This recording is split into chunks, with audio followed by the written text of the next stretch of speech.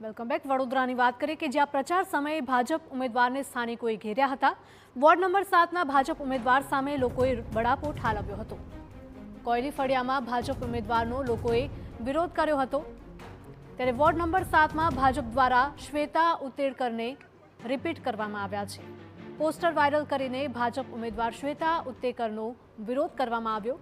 જરૂરિયાત સમયે કાઉન્સિલર તરીકે હાજર ન રહ્યાનો આક્ષેપ કર્યો છે। મત માંગવા જતા ભાજપ ઉમેદવારો બન્યા રોષનો ભોગ।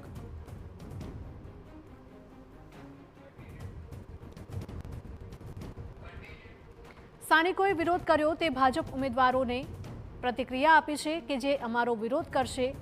વિરોધ એક જ સ્થળે કરવામાં આવ્યો છે તેવું ભાજપ ઉમેદવારે કહ્યું છે।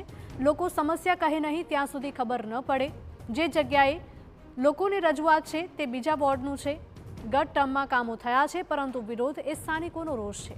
સ્થાનિકોના વિરોધને ડામવા માટે પ્રયત્ન કરીશું। સ્થાનિક સ્વરાજ્યની ચૂંટણીના મતદાનને હવે ગણતરીના દિવસો બાકી છે। તે પહેલા પ્રચાર માટે જતા જે તમામ ઉમેદવારો છે તે લોકોએ ક્યાંક ને ક્યાંક સ્થાનિકોના રોષનો ભોગ બનવો પડતું હોય છે।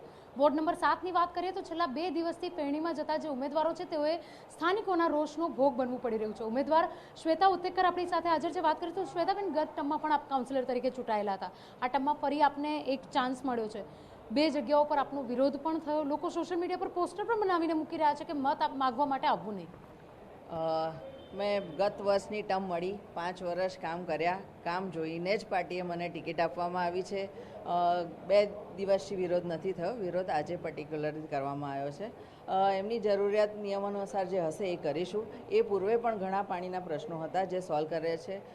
ફતેપુરામાં હુજરત ટેકરા છે જ્યાં ઘણા વર્ષોથી લગભગ 30 વર્ષથી પાણી નહોતું આવતું। એ પાણીનો પ્રશ્ન મેં સોલ્વ કરીને આવ્યો। મેં અમારી ટીમમાં સોલ્વ કર્યું છે। બીજો વિસ્તાર લઈ લઉં, હું નગરવાડા પટેલ ફળિયામાં બૂસ્ટર મુકાવ્યા પછી કાલે અમે ફેરણીમાં ગયા। ત્યાંનો લોકોનો પ્રતિસાદ એ જ હતો કે બેન, તમારે લોકોએ ભાજપવાળા ફેરણીમાં આવવાની જરૂરત જ નથી। તમારે પાણી અમારું એટલું સરસ આવ્યું છે। ત્રીજો વિસ્તાર હું કહી દઉં, એટલે મારા જે માળી મોહલ્લો છે ત્યાં પણ અમે એટલું જ એવી રીતે મારું પોતાનું ખત્રી પોટ છે ત્યાં પણ 25 વર્ષ પછી પાણીની જે સમસ્યા હતી એનું નિરાકરણ અમે જે મંદિરની અંદર આપ મળવા માટે ગયા હતા, સ્થાનિકો એવું કહી રહ્યા હતા અમારે ત્યાં વર્ષોથી ગટર ઉભરાઈ રહી છે। બોલવા જતા હતા, વાત કરવા જતા હતા, ત્યાં આગળ એમને રોકવામાં પણ આવ્યા છે। નથી આવ્યા। એ લોકોનો વર્ષોથી ગટરનો પ્રોબ્લેમ જ્યાં સુધી વિસ્તારમાં સ્થાનિક રહેતા હોય જ્યાં સુધી એ લોકો અમને જણાવે નહીં ત્યાં સુધી અમને ખબર પડે નહીં। એટલે જ્યારે એ લોકોએ એમનો એક મંદિર પાસેનો ડ્રેનેજનો પ્રોબ્લેમ આગળથી છે એ પ્રોબ્લેમ સામે જો વોર્ડ નંબર 14માં આપ જુઓ એનું કામ હવે સ્વર્ણિમમાં અમે મૂકેલું છે। સામે વોર્ડ નંબર 14માં જે ગટરનો પ્રોબ્લેમ છે એ લાઈન 7માંથી 14માં કનેક્ટ થાય છે। એના લીધે 14 નંબરની ડ્રેનેજ હંમેશા ઉભરાતી હોય છે। એના કારણે આ બાજુ ડ્રેનેજનો પ્રોબ્લેમ છે। એટલે 14 નંબરમાંથી હમણાં અમે અને સ્વનિમની બંને જોઈન્ટ લઈને એ કામગીરી મૂકેલી છે। પણ જ્યારે ત્યાં ગટર ઉભરાઈ છે ત્યારે અમે મોટું જેટિંગ મશીન મોકલીને મેં સાફ કરી, પણ એ પ્રોબ્લેમ અમારા 7 નંબરનો વોર્ડનો નથી। સામે 7 નંબરના વોર્ડનો નથી, તેમ છતાં જે ઉમેદવારો છે તેઓએ લોકોના રોષનું ભોગ બનવું પડી રહ્યું છે। એમાં સાથે નીકળી રહ્યા છો, વિસ્તારના એવા કયા કામો છે કે જે તમને લાગી રહ્યું છે કે આ જરૂરિયાત છે? પહેલાંના જે કોર્પોરેટરો છે બધા કામ તો કર્યા જ છે, પણ હવે જે બાકી રહેશે અમે લોકો પૂરા કરી દઈશું જે લાગશે તે। કયા કામો બાકી રહેલા છે કે જે તમને એવું લાગે છે કે પૂરા કરવા પડશે? હા, વિસ્તારમાં ફરીશ એટલે હું કહીશ, હું નવી છું, ફરીશ એટલે હું બધા કામો પૂરા કરીશું। બિલકુલ નવા છે એટલે વિસ્તારમાં ફરશે ત્યારબાદ ખ્યાલ પડશે એવું કહી રહ્યા છે। પરંતુ જે પ્રકારે ભારતીય જનતા પાર્ટી કે કોઈ પણ પાર્ટી ટિકિટ આપતી હોય છે, સ્થાનિક લેવલ પર તમે કામ કરતા હોય ત્યારે આપતી હોય છે। શું પરિસ્થિતિ છે આપણા વિસ્તારની ને આપને શું લાગી રહ્યું છે કે કયા કામો એવા છે કે જે થઈ જવા જોઈતા હતા?